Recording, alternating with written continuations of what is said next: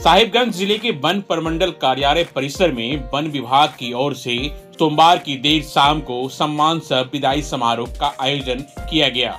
इस दौरान निवर्तमान डीएफओ मनीष तिवारी को भावभीनी विदाई दी गई, जबकि नए डीएफओ प्रबल गर्ग का स्वागत किया गया। कार्यक्रम में उपायुक्त हेमंत सती, सदर एसडीओ अंगारनाथ स्वर्णकार, डीएमओ कृष्ण कुमार किस्कू सहित अन्य पदाधिकारी ने शिरकत की। वहीं मौके पर सभी वन कर्मियों और पत्थर व्यवसायियों समेत अन्य लोगों ने निवर्तमान डीएफओ को बुके और अंग वस्त्र के साथ उपहार देकर भावभीनी विदाई दी। साथ ही नए डीएफओ को बुके देकर स्वागत किया। मौके पर उपायुक्त हेमंत सती ने कहा कि निवर्तमान डीएफओ मनीष तिवारी ने साहिबगंज को फॉसिल्स पार्क से विश्व स्तरीय पहचान दिलाई है। पतौरा झील भी जल्द ही रामसर साइट घोषित होकर विश्व स्तर पर जाना जाएगा। उन्होंने कहा कि राज्य के सभी डीएफओ में मनीष तिवारी को उनकी कार्यशैली के लिए जाना जाता है। कठिन दौर में भी उन्होंने अपना अहम भूमिका अदा की है। जहां भी जाएंगे उस जगह को साहिबगंज की तरह पहचान दिलाने में अपनी अहम भूमिका निभाएंगे। तो उनके द्वारा जो यहाँ पर सराहनीय कार्य किए गए पिछले 3 वर्षों में, मुझे लगता है कि हमारे जितने भी वन प्रमंडल इस पूरे राज्य में हैं, उसमें अगर किसी एक डीएफओ ने बहुत अच्छा काम किया है तो उसमें श्री मनीष तिवारी का नाम उल्लेख करना सबसे बेहतर होगा।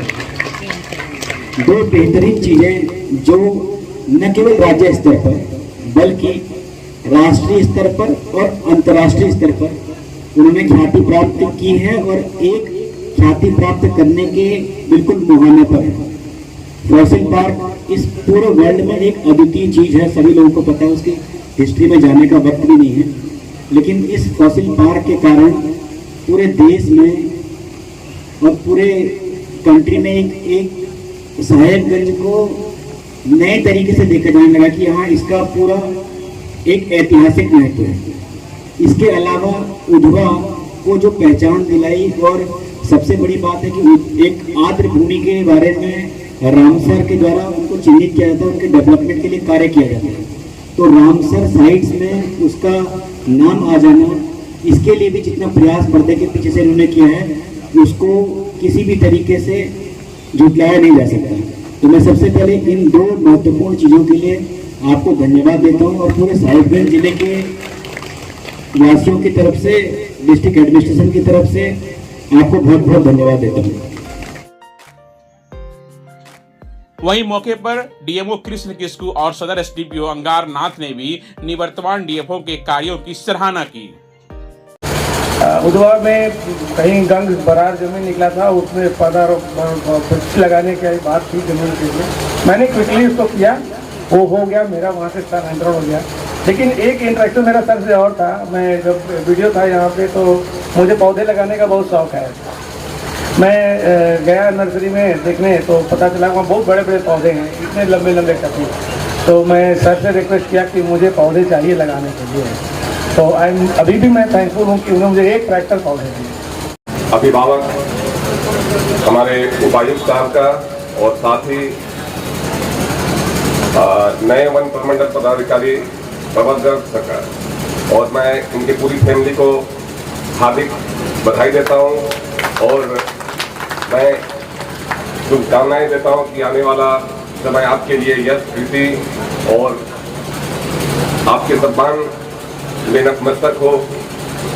और मौके पर नए डीएफओ प्रबल गर्ग ने कहा कि विभाग के पदाधिकारियों और कर्मियों का निवर्तमान डीएफओ के प्रति प्रेम देखकर उन्हें सोचना पड़ रहा है कि साहिबगंज जिले में वन विभाग के विकास की उनकी खींची लकीर को कैसे पार करेंगे। उन्होंने कहा कि निवर्तमान डीएफओ के शैली में बेहतर तालमेल के साथ काम कर वन विभाग और जिले के विकास पूर्ण में उनका सहयोग अहम रहेगा। डीएमओ 2022 में पहली बार तुमका ज्वाइन किए थे, उसके बिल्कुल अगले ही दिन हमें कॉल आया था कि सबको साहिबगंज चलना है, क्योंकि वहाँ फॉसिल्स पार्क का पहली बार उद्घाटन हो रहा था और जो पूर्व मुख्यमंत्री थे वो आ रहे थे। एक बड़ा इवेंट था और उसमें मैंने देखा था कि किस तरह से फॉरेस्ट ने एक अच्छी सोच को रियलिटी में बदला। साहेबगंज के डीएफओ उस टाइम में मनीष सर थे, उन्होंने बहुत अच्छा काम किया था। इस पार्क की तारीफ दूर दूर तक हुई और पिछले 2 साल से मैं ऑब्जर्व कर रहा था कि एक एक करके उधवा झील, फिर डॉल्फिन, इस तरह के कई उत्कृष्ट कार्य हुए हैं। इसके अलावा मैं जब देखता हूँ यहाँ पे जिस तरह का प्यार और सम्मान मनीष सर को मिल रहा है, तो थोड़ी सी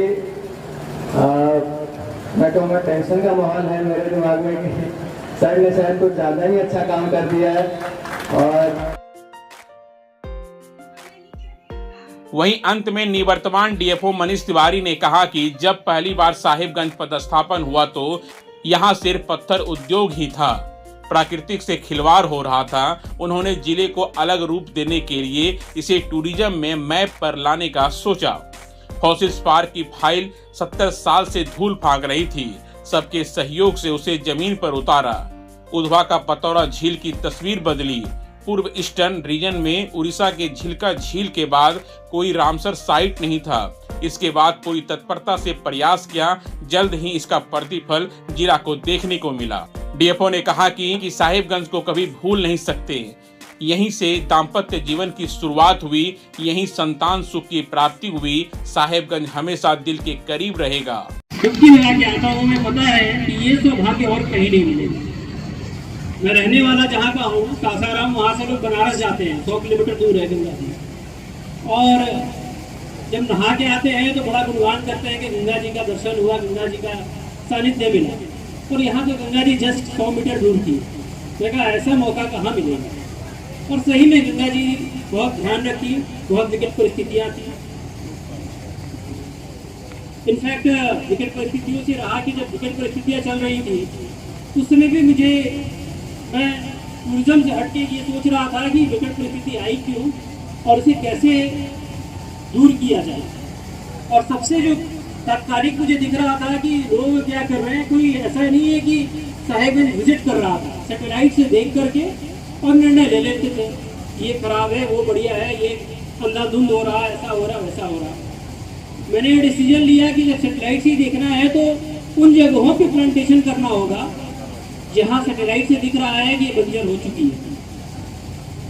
शुरू में स्टाफ बड़े सशंकित थे क्योंकि सिर्फ वहाँ धूल थी, मिट्टी नहीं है उन जगहों पर। जो आप देखेंगे महादेवगंज और वो जो जगह है जिसको नेगेटिव ग्रिड और ये सब कहा गया है, मिट्टी नहीं है, सिर्फ धूल के धूल। वहाँ पे कई 1 फीट तक सिर्फ और सिर्फ धूल है, डस्ट पड़े हुए हैं। स्टाफ सशंकित थे सर पौधे सर्वाइव नहीं करेंगे। और सही भी थे। अगर आप आज देखें तो हम वहाँ पे 7 से 8 फीट 10 फीट तक के पौधे लगाए हैं और उनकी हाइट आप देखेंगे आज भी वही 10 से 11 फीट है, क्योंकि मिट्टी में कोई जान ही नहीं है। जो खाद दी है बस उससे बढ़ा, उससे जीवित रहा। इसी के अपोजिट आप देखेंगे दूसरी जगह यहाँ पे रेलवे कॉलोनी का 3 साल में देखिए जंगल वो हो गया। तो ये जरूर सही थे कि सर वहाँ लगाना दिक्कत का होगा, अगर फेलियर रहा तो हमारी नौकरी चली जाएगी। लेकिन फिर भी मैं उनसे गुजारिश किया कि आज नहीं, आपको 10 साल बाद इसका इम्पोर्टेंस पता चलेगा, जब ये पौधे बड़े हो जाएंगे और ऊपर से देखने पे जब ये क्षेत्र भी हरा दिखेगा तो फिर यहाँ के लोग पे जो संकट अभी आता रहता है, 2018 से आ रहा, गदवा पहाड़ जैसे रहा वो सब जगहों पर, तो वो फिर चीज़ें छट जाएंगी और लोग आपको दुआएं देंगे, लोग आपको याद रखेंगे। परिणाम रहा, लोग उसको कर रहे हैं। तो ये तो प्रोफेशनल थी। पर्सनल में अगर हम आए